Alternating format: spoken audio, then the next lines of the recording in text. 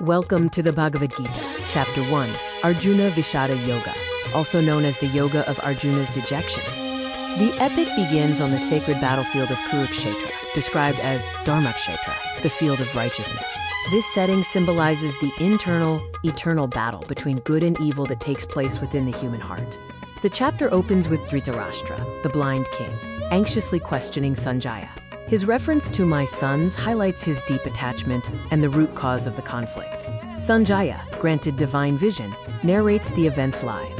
Duryodhana, despite having a larger army, feels insecure. He seeks validation from his teacher, Drona, by pointing out the mighty Pandava warriors and listing his own generals. The war is signaled by the roar of conches. Grandfather Bhishma blew his conch like a roaring lion. Lord Krishna blew the Panchajanya, which terrified the Kauravas, and Arjuna blew the Devadatta.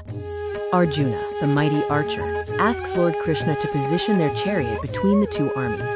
He wants to survey the opposition and gauge their strength before the fighting begins. Standing in the center, Arjuna sees not enemies, but his kinsmen, fathers, teachers, brothers, sons, and friends.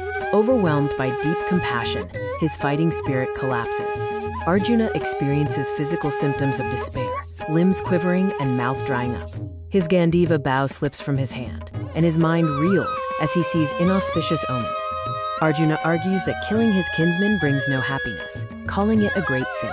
He believes that because he has knowledge, he must know better than to destroy the family unit.